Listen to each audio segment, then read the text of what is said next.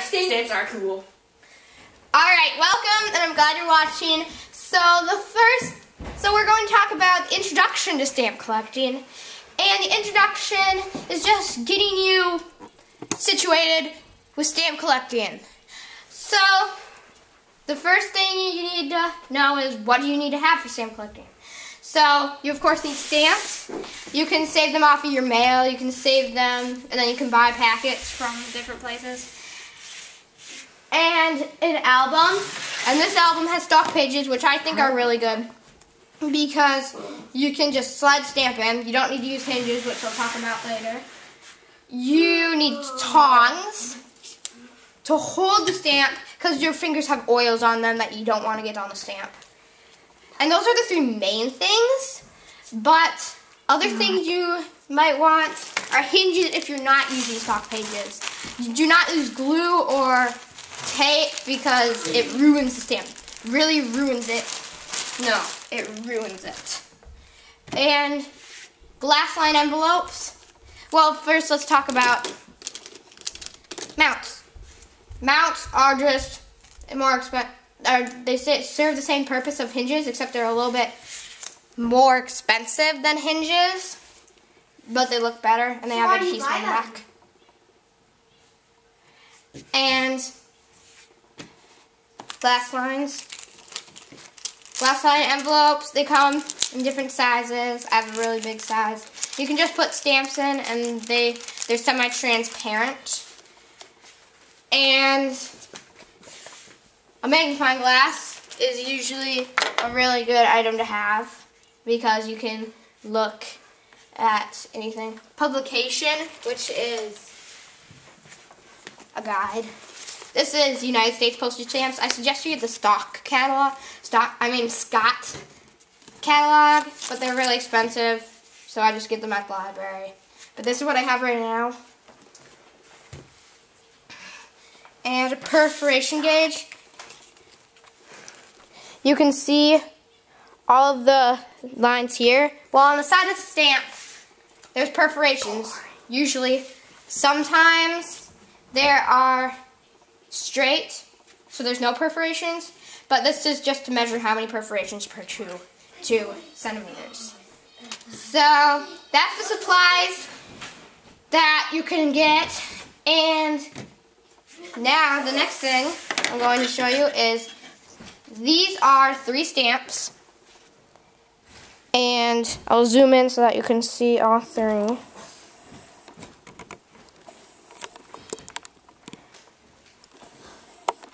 So these are 3 stamps, and they each are different. One's used, one's mint, and one's unused.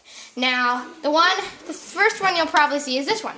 This one's used because it has that special cancellation. It has that cancellation on it that says it went through the mail. So now, we've got 2 left. They both are uncanceled.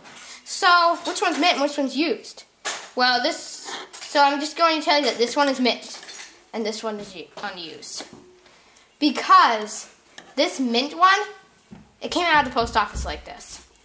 This unused one did not come out of the post office like this. Because when you soak it off the backing of the paper, which I'll show you how to do, it is going to lose its gum, which is the back of it. So it won't be the same. Even though you can still mail it and use it for postage, it's not going to be the same.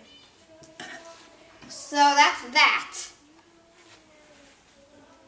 And the next thing is soaking stamps. So what you need to do this is, so I'm going to zoom out because I have a lot of stuff for this one, is you're going to take a bowl of water,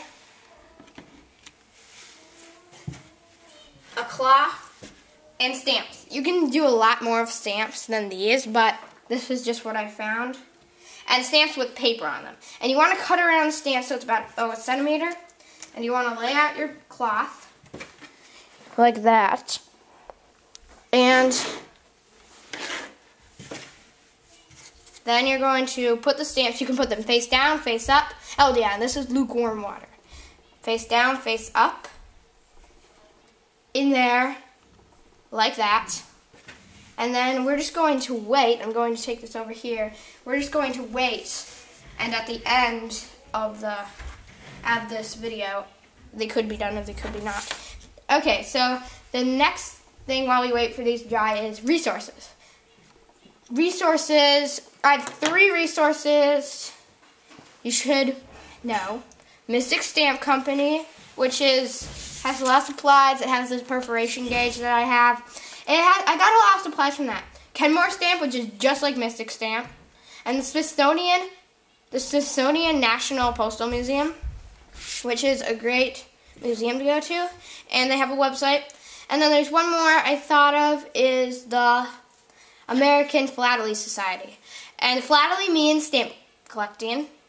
It refers to stamp collecting. And they're a non-profit organization. They sell stamps and you can become a member. And even if you're just a kid, you can become a member of it. And it's pretty cheap to become a member. So those are my resources. And types of stamps. Types of stamps. What do you mean by types of stamps? Well, this is what I mean. This is a first day. Now I can zoom in a little bit closer.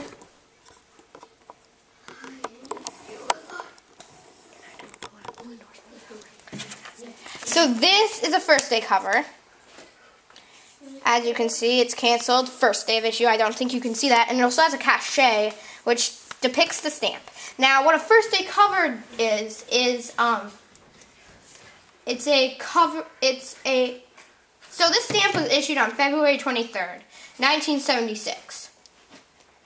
The stamp was issued and mailed on that day, which means it gets a special cancellation because it was mailed on that day.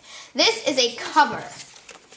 It wasn't mailed on a special day. It was just a cover sent through the mail, a letter sent through the mail. So that's all I have. Let's see if our stamps are done. If they're not, I'll just tell you, but if they are, let's see. So, move the stamps back here. And I'll zoom back out. So, as you can see, we have one stamp that's dripping wet. What you can do is you can just peel them off, stick them on the cloth, which I don't, face up or face down. Doesn't really matter all that much. Stick them on the cloth. And then take the paper and just throw it away. And then let's see if this one's done. Take off the paper. Take off the paper. You put this down and do that. Thank you a lot for watching. I really appreciate it. Hope you enjoyed the video.